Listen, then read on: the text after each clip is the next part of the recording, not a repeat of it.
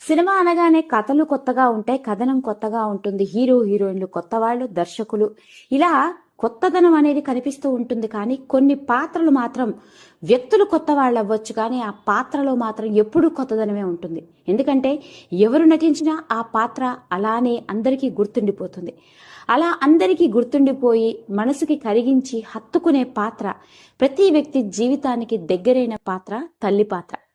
అందుకే సినిమా రంగంలో ఎన్నో రకరకాల పోషించే ఆర్టిస్టుల్లో ముఖ్యంగా సపోర్టింగ్ ఆర్టిస్టులుగా తల్లి పాత్ర పోషించే నటీమణులకి ఓ ప్రత్యేకమైన గుర్తింపు సినిమా రంగం ఎప్పుడూ ఓ పెద్దపీట వేస్తుందనే చెప్పాలి. నేను ఈరోజు మాట్లాడబోయేది అలాంటి ఓ గొప్ప నటీమణి గురించే. వయసులో తన కన్నా పెద్దవాళ్లకి తల్లి పాత్రలో నటించింది. నిజం చెప్పాలంటే ఆ రోజుల్లో ఈవిడ తల్లి పాత్ర అంటే కరిగిపోవలసిందే. ముఖ్యంగా ఎన్టీఆర్, ఏఎన్ఆర్, శోభన్ బాబు ఇలాంటి గొప్ప నటులందరికీ ఈవిడ తల్లి. మరి అలాంటి ఆ గొప్ప నటీమణి చివరి రోజులు ఎలా గడిచాయో తెలిస్తే కన్నీటి పర్యంతం అవ్వాల్సి. మరి ఆవిడ ఎవరో కాదండి, తెలుగు చిత్రసీమ రంగానికే గర్వకారణంగా నిలిచిన తల్లి పాత్రలకి పెట్టింది పేరైన హేమలత గారు. స్టేజీ ఆర్టిస్టుగా తన కెరియర్ని ప్రారంభించి అంచెలంచెలుగా ఎదుగుతూ సినీ రంగం వైపు ప్రయాణం చేయడం జరిగింది. మొట్టమొదటి సినిమా హేమలత గారు నటించింది 1952లో ఎన్టీఆర్, సావిత్రి గారు కలిసి నటించిన పల్లెటూరు అన్న సినిమాలోని ఓ చిన్న పాత్ర. ఆ పాత్ర ఆమెకి మంచి గుర్తింపును తెచ్చిపెట్టింది. అప్పట్లో సినిమా రంగంలో సుదీర్ఘ సినీ ప్రయాణంలో దాదాపు 100కి పైగా తెలుగు సినిమాల్లో నటించిన తల్లి పాత్రలు పోషించారు హేమలత గారు. ముఖ్యంగా చెప్పుకోవాలి అంటే ధర్మపత్ని, రోజులు మారాయి, కన్యాశుల్కం, తోడు దొంగలు, బంగారు గాజులు, చరణదాసి మరియు గుండమ్మ కథ, భార్యాభర్తలు, శాంతి నివాసం, వెలుగు నీడలు, దొంగరాముడు, బండరాముడు ఇలా ఎన్నో సినిమాలు. ముఖ్యంగా వరకట్నం సినిమాలోని గయ్యాళితనం ఉట్టిపడే పాత్ర ఈవిడకి ఆ రోజుల్లో మంచి గుర్తింపును తెచ్చిపెట్టింది. కేవలం తల్లి పాత్రలో నటిస్తూ కరుణరసం కురిపించడం మాత్రమే కాదు, గయ్యాళిలా ఉంటూ తనలోని కోపాన్ని కూడా చూపించగలదు హేమలత గారు అని అనిపించుకున్నారు. ఈవిడికి ఎంత గుర్తింపు వచ్చిందంటే ఆ రోజుల్లోనే ఎన్టీఆర్, ఏఎన్ఆర్ లాగా ఎక్కువ హైయెస్ట్ రెమ్యునరేషన్ తీసుకున్న యాక్ట్రెస్ అట. అందులోనూ తల్లి పాత్రలు. మామూలుగా తల్లి పాత్రలకి అంతగా పెద్దగా పే చేయరు, కానీ తల్లి అంటే ఆ రోజుల్లో హేమలత మాత్రమే. అది ఏ హీరో నటించినా ఈవిడ పాత్ర ఉండి తీరాల్సిందే.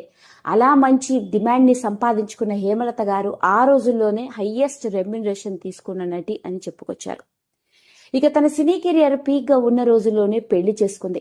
ఇక అప్పట్లో పెళ్లి తర్వాత మళ్ళీ వెనక్కి తిరిగి చూసుకోవడం అనేది జరగని పని. అలా పెళ్లి చేసుకుని సినిమా రంగానికి గుడ్ బై చెప్పేసింది. అలా పెళ్లి చేసుకున్న హేమలత గారి భర్త పేరు శేషగిరిరావు గారు. కొన్నాళ్లకి వీళ్లకు కొడుకు కూడా పుట్టాడు. కొడుకు పుట్టిన కొన్నేళ్ల తర్వాత భర్త ఈ లోకాన్ని విడిచిపెట్టి వెళ్లిపోవడంతో ఒంటరిగా తన జీవితాన్ని సాగించింది. ఈమె కొడుకు ఓ చార్టెడ్ అకౌంటెంట్. అంతేకాదు, మనవడిని, ముని మనవడు, ముని మనవరాలను కూడా చూశాను అని చెప్పుకొచ్చారు. ఆ రోజుల్లోనే లక్షలకి పైగా రెమ్యునరేషన్ తీసుకున్న హేమలత గారు కొన్ని కోట్ల విలువ చేసే ఆస్తులను కూడబెట్టుకున్నారు. అలా 100ల కోట్ల విలువ చేసే ఆస్తులను తన కొడుకు పేరును రాసేసి తన మిగతా జీవితాన్నంతా ఒంటరిగా వృద్ధాశ్రమంలో గడిపేశారు. అలా ఆ రోజుల్లోనే సినిమా రంగానికి చెందిన అమ్మ అంటే ఆవిడే అని అనిపించుకున్నారు హేమలత గారు. ఇక చివరిసారిగా నటించిన సినిమా సీతమ్మ సంతానం. ఆ సినిమా తర్వాత నటనకి ఫుల్ స్టాప్ పెట్టేసి నటన జీవితానికి స్వస్తి పలికి ఆవిడ వృద్ధాప్యపు జీవితాన్ని ప్రశాంతంగా తనలాంటి వృద్ధులతో గడపాలని నిర్ణయించుకొని తనకున్న ఆస్తుల్లో కొన్ని ఆస్తులని, చెన్నైలో ఆమె ఉంటున్న ఇంటిని, భూమిని అమ్మేసి ఆ డబ్బులతో హైదరాబాదులో సొంతంగా ఓ వృద్ధాశ్రమాన్ని కట్టించిందట. పైగా అది ఆవిడ కోరికట. సాధారణంగా వయసు మీర పడిన వాళ్ళు వృద్ధులు డబ్బు లేకనో చనిపోరు.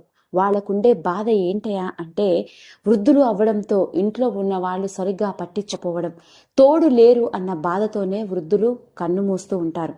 అందుకే అలాంటి వృద్ధుల కోసం నేను కూడా పెద్దదాన్ని అయిపోయాను కాబట్టి నా వంతుగా సహాయం చేయాలని ఈ వృద్ధాశ్రమాన్ని కట్టించాను అని చెప్పారట. పైగా ఆ వృద్ధాశ్రమాన్ని బ్రహ్మకుమారి సమాజానికి రాయడంతో పాటు చివరి రోజు వరకు, తన 90 ఏళ్ల వయసు వరకు తనలాంటి వృద్ధులతో కలిసి ఎంతో హాయిగా జీవితాన్ని గడిపి ప్రశాంతంగా కన్ను మూశారు హేమలత గారు. నిజంగా హేమలత గారు చేసిన పనికి ప్రతి ఒక్కరూ చేతులెత్తి మొక్కాల్సిందే. తల్లిగా వెండితెర మీద అలరించడం మాత్రమే కాదు, ఓ మనసున్న అమ్మగా ఆవిడ గొప్ప మనసుకి నిజంగా ఇది ఒక నిదర్శనం అని చెప్పాలి. ఆవిడ ఎంత ముందు చూపుతో ఆలోచించారంటే, భౌతికంగా ఆవిడ మన మధ్యలో లేకపోయినప్పటికీ వృద్ధాశ్రమాన్ని కట్టించి ఎందరో పెద్దవాళ్ళకి వృద్ధులకి నీడని కల్పించారు. అదండి అసలు సంగతి. అలా వెండితెర అమ్మగా కొన్ని దశాబ్దాల పాటు ఓ వెలుగు వెలిగిన హేమలత గారి చివరి రోజులు వృద్ధాశ్రమంలో గడిచాయి. దాని వెనుక ఉన్న అసలు కారణం ఇదే అంటూ వెలుగులోకి వచ్చిన ఈ వార్త ప్రతి ఒక్కరిని కదిలించి వేసింది. ఈ వీడియో కనుక మీకు నచ్చినట్లయితే లైక్ చేయండి, షేర్ చేయండి, సబ్స్క్రైబ్ చేసుకోండి. మరిన్ని వీడియోస్ కోసం పక్కనే ఉన్న బెల్ ఐకాన్ని నొక్కడం మాత్రం మర్చిపోకండి.